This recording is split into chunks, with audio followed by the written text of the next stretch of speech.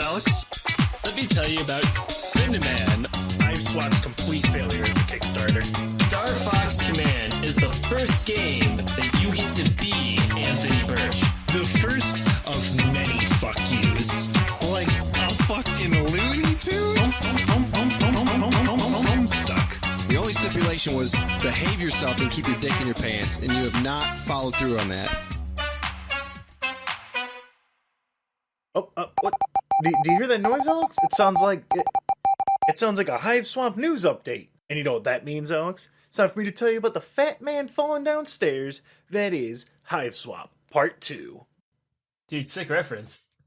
It's been about a year and a half since Act 1 of Hiveswap came out, and there's been yet another pretty fucking big change in What Pumpkin. And some fucking juicy deets have leaked out about the god-awful development process. And I feel like now is kind of a good time to do a quick a little bit of a retrospective on the first act that came out fucking 7 months ago. And give an update on what's been happening with the game. I'm not going to do like a whole review, but I just really want to point out a few things about the game that have been super bugging me. So we did live stream the game, and for those who caught it, the game's pretty mediocre. Like, the UI was fucking hideous. The writing was boring. The dialogue was shitty. The art and the music were really good, but like, it was pretty meh. So like, we were like he just said, we were playing it together, and by playing it together, I mean he was playing it. I was watching through Steam while just checking out the YouTube chat because I was so bored. Yeah, I mean, that's basically what we used to do when we would co-op Phoenix, right? One of us would just kind of sit there and play Dota. Oh, I'm sorry, League of Legends at the time, not Dota. Yeah, Dota was a meme at that time. At that point.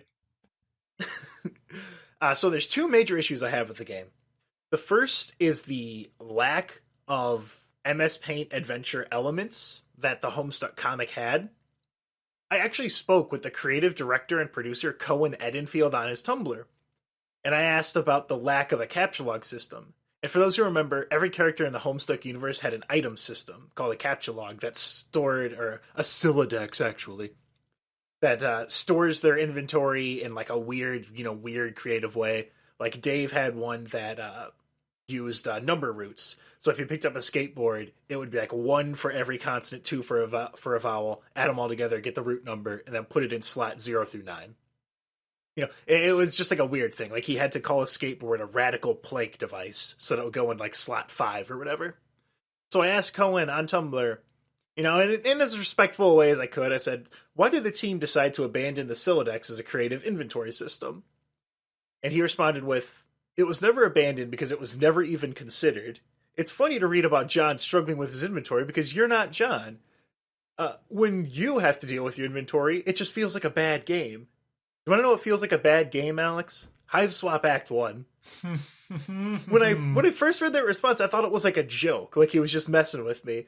But I couldn't believe how lazy and uncreative they were. It was like, okay, and this you can fucking check the tapes. Live during the stream, I think it was 15 minutes after I realized it, I came up with a really good idea for Jude to have an item system that contributed to the game in a positive way, paid homage to the actual comic, and could provide like a good source for exposition and some character stuff. So Jude's character he's like a fucking conspiracy theorist. So his item would be, okay, you're at a key point, you want to use the Area 51 pin with the map.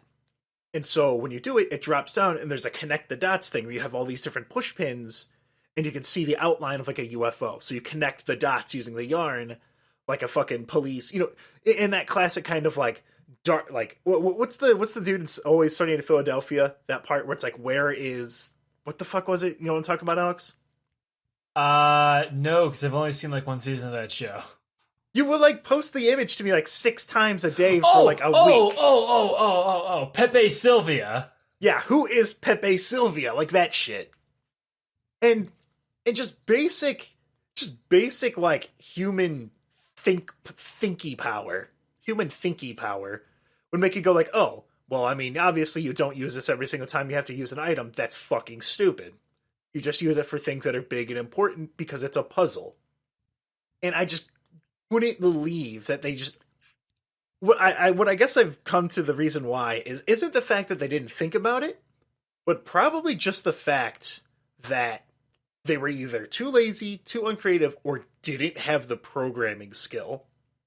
In the game, and this is my proof, is they only have 2 mini games, and they're both Snake.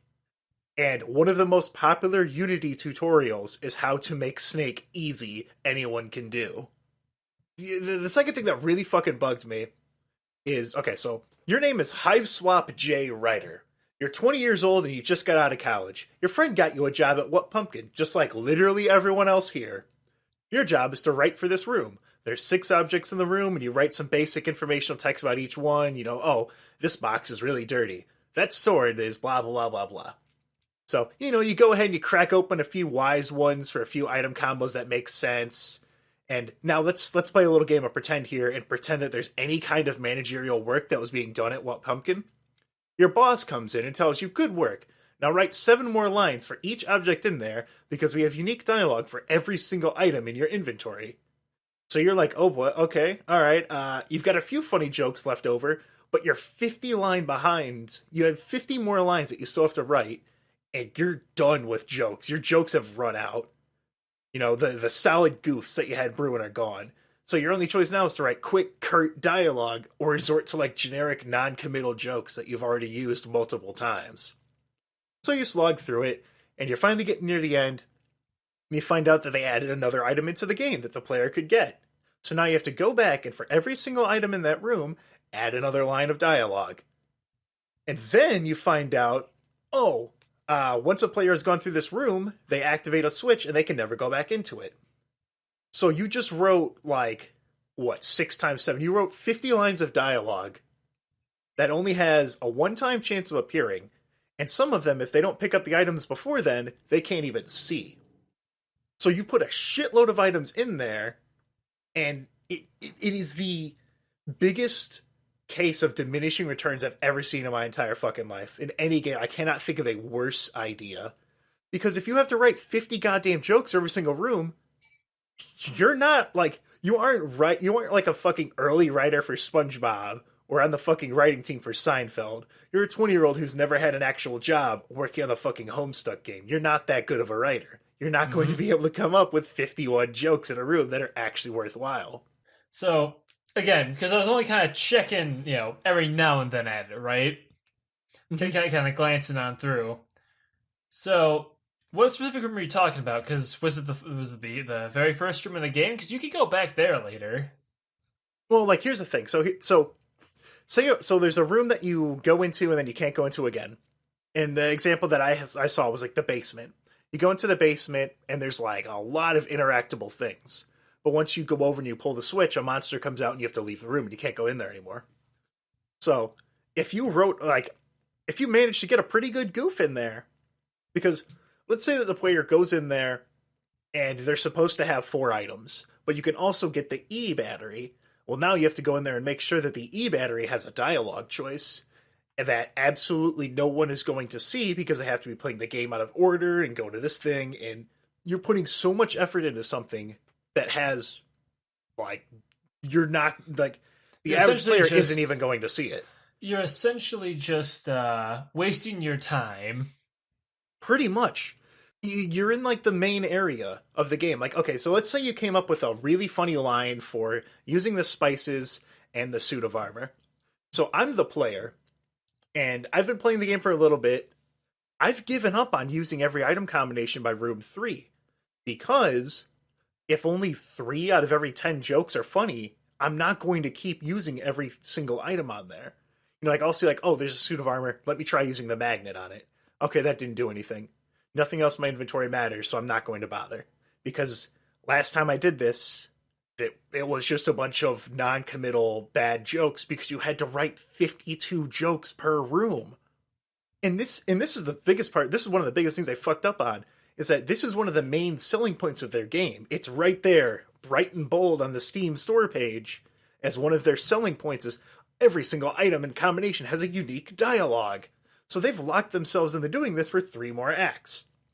So the only way to even make this fucking work is you have to either severely limit the items in the future or continue with very lame, milquetoast, and uninteresting dialogue instead of doing what every goddamn video game has done since the first point and click, which is, okay, guys, so we've got all these items on this thing. Let's take the actually funny jokes we've combined and put them in there. Or, do the Monkey Island. That doesn't need to be illuminated. Yeah, like Monkey Island, if you, it would be like, oh, like that doesn't work. Unless the devs thought of like a funny joke. Like if you use the monkey teeth with this banana, oh, here's a funny joke we thought of. Normally it wouldn't matter, but we just thought of a funny joke, so we're putting it in there. Exactly. And so I guess there is one more alternative that they can do. So you can admit it was a bad idea and quietly remove that little blurb from the store page, but that won't go unnoticed because every single fan is scrutinizing the smallest shit that you do because you refuse to speak with them. So they have to do this to get any kind of info about the fucking game. And once that gets out, it's super embarrassing, very unprofessional, which will not be okay with who owns your company now, which is Viz Media. So what happened here is that a few weeks ago, James Roach, one of the big Homestuck musicians, he posted on Twitter that he was looking for work and that he was no longer working on Hiveswap. So that's where people are like, whoa, oh shit, what's going on here? And people are like, oh, okay, they must be done with the music. Act 2 probably should be coming out pretty soon. And then April started, and someone asked him a question about the music he was doing, and he accidentally let it slip that both him and Toby Fox were no longer working on Hiveswap either. Oh, shit. Now, for those who remember my theory on Hiveswap, the game's a fucking money pit. And I'll talk a little bit more about that in a second, but shortly after that, Shelby Cragg, who was one of the original Homestuck art team members and also owner of the waste of bandwidth called Neocosmos. And this is the big one. Cohen Edenfield, the producer, writer, and creative director of Hiveswap, both posted on Twitter that they were looking for a new job. By the way, Cohen, I would not. I would take Hiveswap off your references as soon as you have something else because it is a fucking hot mess. Like, I can't be honest and say like, oh, it's entirely your fault because that's like that's not fair. There was a lot of dumb shit that probably happened. Like, damn. And then Shelby Cragg explained that they weren't fired, but it was layoffs and restructuring. So they were fired. Yeah. So yeah, pretty much. So the in the past week, 4 of the remaining core Homestuck team is gone from the project. This is game restart number 5. Because remember, they started, halved the team, halved it again, and now pretty much the only people who were working on Homestuck from the beginning are gone. Because Andrew Hussey washed his hands of this shit a long time ago. He's not even involved in the game anymore at all.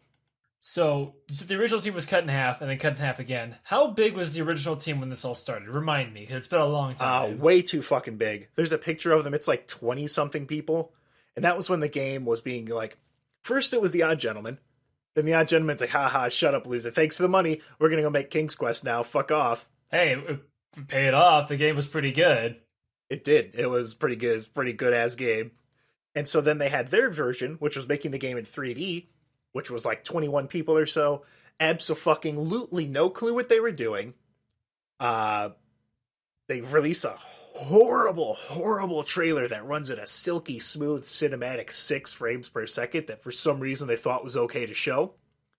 And that's still up. If you search Hiveswap GameSpot trailer, it's really good. It's a fine piece of comedic timing. But that happened. They had the 3D, scrapped it because it was trash, scrapped it again once I went back to 2D because the game was shit, scrapped it one more time, and now these people have been fired and replaced too. So they're on restart number fucking 5. My theory about Hiveswap was that it was being funded by Toby Sugar Daddy Fox, since it's a fucking money pit and deep in the red. I actually recently ran some numbers on it's Steam Spy or Steam Stats. And the game's actually sold like a pretty decent amount of copies. So if you remove the initial backers and then you take, all the money, because it only costs $8. Then you remove, the Steam 30% flat tax, and then the, like an estimated however many taxes that, the U.S. government takes out of it. They made about $1 million. That's a decent chunk of change, but not enough to fund full-time dev team for 9 months without releasing another product. So finding out that Toby Fox is leaving Hiveswap was like a pretty fucking big deal. Is the game canceled? Where's the funding coming from? Then the next day, because remember, this all happened within like the past 7 days. Like this has been like boom, boom, boom. There's a massive update on the MS Paint Adventures website. The biggest change is that it's no longer MS Paint Adventures. It's just Homestuck. Homestuck.com. And it doesn't have Andrew Hussey's name on it anymore. So he puts a news post on the website, on the Homestuck.com website, stating that Viz was now taking the Homestuck IP into their hands. And the whole news post feels like it feels like the fucking meeting notes of a Viz Media like corporate room.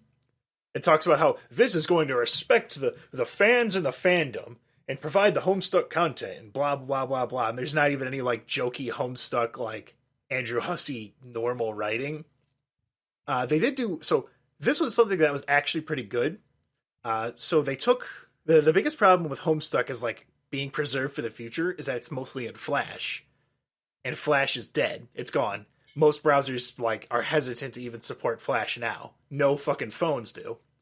So they actually took almost all of the Flash files and turned them into HTML to future-proof them. And then they changed the design of the website to be more condensed and easier to read, both on mobile and desktop. But the website also has pop-up ads that show up in the middle of the screen every 15 pages, which is kind of dumb because the core Homestuck audience kind of explicitly does not actually read the comic, but what the fuck ever, Viz Media. And then there's something else that I noticed. So the Homestuck.com website lacks some of the MS Paint Adventures stuff.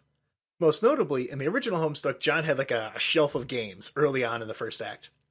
And in there you could find links to like Problem Sleuth and Bard Quest and some of Andrew Hussey's older comics. Because he actually did a few traditional comics before he made internet stuff. He made Neon Ice Cream Headache, And It Don't Stop, and Whistles in the Starlight Calliope. And they aren't present on that new page. And so I'm wondering, did Andrew Hussey not sell the rights to the comics he actually gave a shit about? Did Viz just have no interest in buying them? Did they just forget to put them in there? I'm leaning more towards like the middle one. Because like, I think it's just Viz had no interest in buying them. You know? Because they can't make money off fucking... Yeah, because those ones aren't really relevant anymore, you know? Yeah, Homestuck is barely relevant. I was going to ask, actually, so is Problem Sleuth still there? Because Problem Sleuth is was really popular, actually. Yeah, Problem Sleuth is still there. All right, then. I guess they bought that, too. Or is Problem Sleuth under the Homestuck brand? Yeah, because it's Homestuck.com. You go to Homestuck.com/Problem Sleuth / Do they own Sweet Bro and Hella Jeff? I don't know. I think they probably do. It's on the website, so Sweet Bro and Hella Jeff is on the website still. But I'm thinking it's just like Viz just didn't give a shit, and so he was like, "Okay, I think it's a mix between that and then he actually because Andrew Hussey was actually like a pretty good artist. Like his traditional comics look really, really good. Like he has this unique style to the way that he draws like full-bodied people that doesn't show up in Homestuck because Homestuck they use like hard." I can never remember if it's aliased or anti-aliased. I think it's aliased, where there's no rounding of edges. It's just like flat. But so Hiveswap's lost pretty much its entire original team, which arguably might not be a bad thing. And it's now in the hands of Viz Media. And so it raises some questions about how the rest will play out. So Viz Media is like an actual ass company. And so will they bring the professionalism needed to actually make Hiveswap come out? Will they focus even harder on, like, the fandom wank kind of appeal that Hiveswap was going towards? Which is like, hey guys, trolls, social media. You love them, right? Yeah, like, and then the big question is, will Viz Media even make the choice to keep throwing money into this fucking black hole that is Hiveswap for a game that its first act had, like, lackluster sales? I mean, now they have complete say in what happens because Andrew Hussey doesn't give a fuck about it. He's completely hands off on it. And so my guess is Hiveswap is still being advertised. You know, every 15 pages they have that ad pop up and sometimes it's Hiveswap. So Viz Media is still showing it off and not trying to sweep it under the rug. I think that they're kind of neutral on it. because it's part of the Homestuck IP, and there are people waiting for Act 2, and Viz knows this. And so I think they're going to support it until Act 2 comes out. And if Act 2 blows up, like, okay, fantastic. If it sucks shit, I imagine that's when Viz will be like, okay, pulling the plug. Nope, not supporting this anymore. We're just going to do other Homestuck stuff. Like, because if Hiveswap does okay, or it's able to produce episodes faster than 9 fucking months, I imagine Viz will keep it going just to keep the IP relevant, because Homestuck doesn't have any new fans.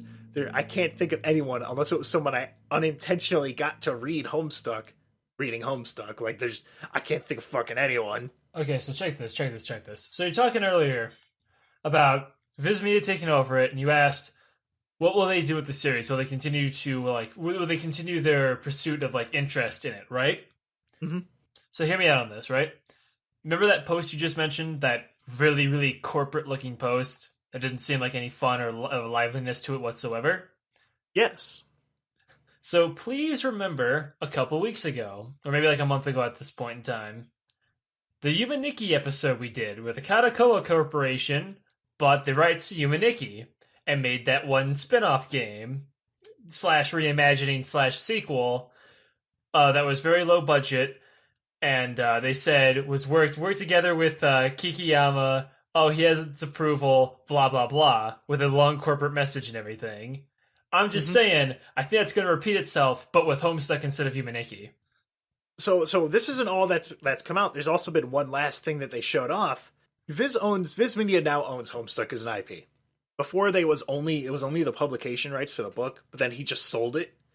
And so What Pumpkin is releasing a bunch of these short visual novels, which by the way are made in fucking Ren'Py, which is a visual novel engine, because no one at What Pumpkin actually knows how to fucking program, because they're stupid dum-dums. And what these are, they're going to be visual novels that are based on characters from Hiveswap Act 2, before the act has come out or anything like that. So it's focusing on all these characters doing their daily life shit.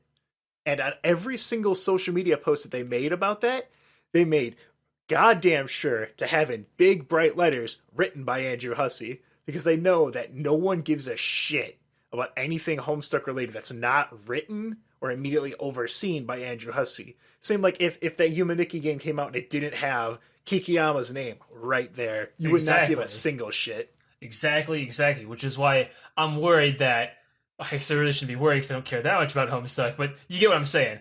I'm thinking it's gonna go down just like that. See, now I would laugh at What Pumpkin trying to be really proud of these 5-minute shovelware titles that they're like rushing out to release and keep people interested, and forgetting Act 2 was supposed to be out 6 months ago. But there's actually something kind of neat about these. This is the first piece of Homestuck material Andrew Hussey has written since 2013. Okay, the comic didn't end in 2013, but I'm still butthurt about Act 7. So, but jokes aside, so like, this is the first Homestuck thing he's like actually made since 2016 when it ended. And what I'm wondering is, because in the meantime, like after 2016, he just disappeared. He hasn't shown up at all. Like, he hasn't said a goddamn word. He hasn't made anything other than $90,000 off of a Sweet Bro and Hello Jeff second Kickstarter that for some reason people gave money to make Sweet Bro and Hello Jeff books, which, like, he did in the past for free, but no one else seems to have an issue with this, so I must be in the wrong.